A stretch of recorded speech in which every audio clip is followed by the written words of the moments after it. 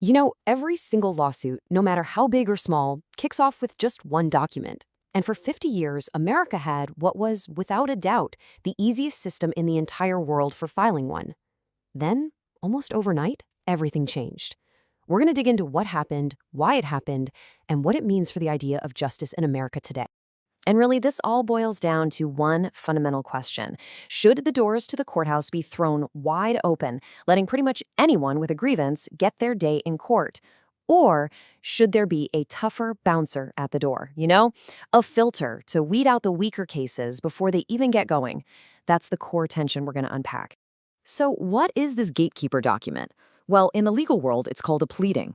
Think of it as the formal announcement that a lawsuit is on. It's the first official shot fired in a legal war.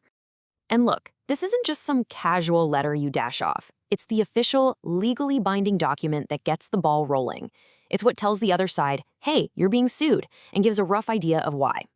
The whole story here revolves around the rules for what you have to put inside that document. A really good way to wrap your head around this is what I call the courthouse key analogy. If the rules are loose and easy, it's like having a simple skeleton key, the kind that can jiggle open almost any lock. But if the rules are strict, you need a much more complex, precision-cut key, one with all sorts of specific grooves and details, just to get in the door.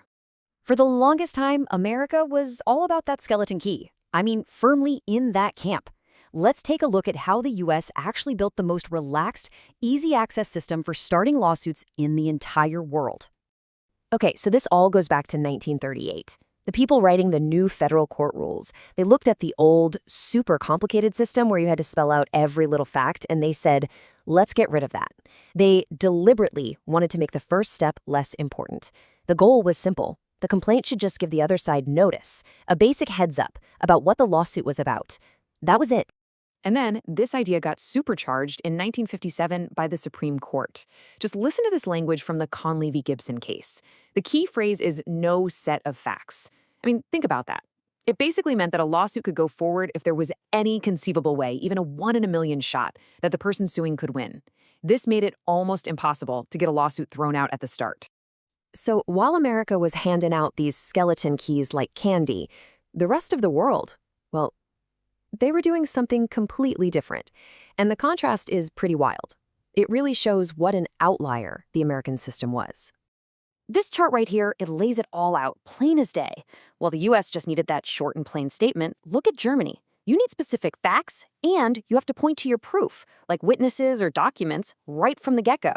England, Japan, same story, very detailed. The US wasn't just a little different, it was on a totally different planet. And get this, it wasn't just that everyone had their own way of doing things.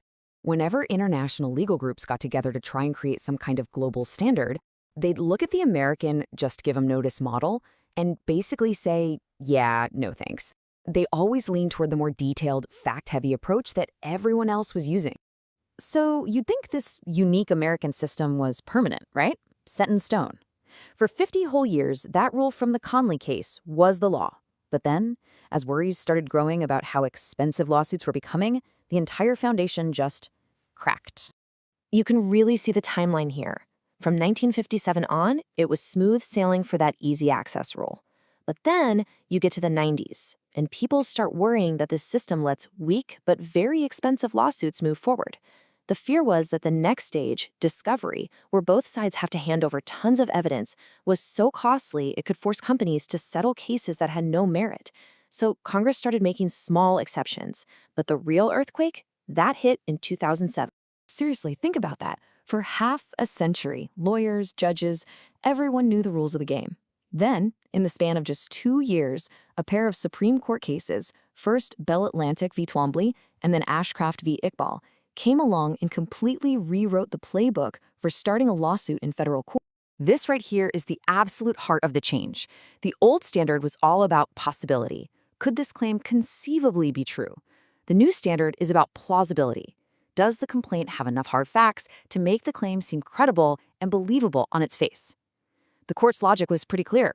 They wanted a stronger filter to screen out cases that seemed factually weak before they could rack up huge discovery costs. It was a total game changer. So, that skeleton key to the courthouse we talked about? Yeah, that got tossed right out the window. Now, to get your case in the door, you need that more detailed, precision cut key. You have to show the judge right from the very beginning that your claim has enough factual meat on its bones to be plausible. It is a fundamentally higher bar to clear. Okay, so this might sound like some super technical, nerdy legal stuff, right? But the real world effects, they're huge. This shift represents a massive realignment of the American justice system with how pretty much the rest of the planet operates. What this really means is that a huge piece of what made American law unique, this American exceptionalism, is gone. For the first time in modern history, the way you kick off a lawsuit in a U.S. federal court looks a whole lot more like how you do it in Germany or England or Japan. And bringing our system more in line with the rest of the world has these huge ripple effects. It forces us to have a much more serious debate here at home about that balance between open access and efficiency. And by moving closer to the global norm, it actually makes international cooperation a lot easier and could even help America export some of its other legal ideas since we're no longer seen as quite so isolated. So we end up right back where we started. By making it harder to start a lawsuit, you could argue the US has made the system more efficient, filtering out the weaker cases early on. But has it also slammed the courthouse door on people who have legitimate claims but just don't have all the evidence in their pocket on day one? This massive shift has brought America in line with the world, but it leaves us all with a really critical question to think about. In that trade-off between open access for everyone and a more efficient system, have we drawn the line in the right place?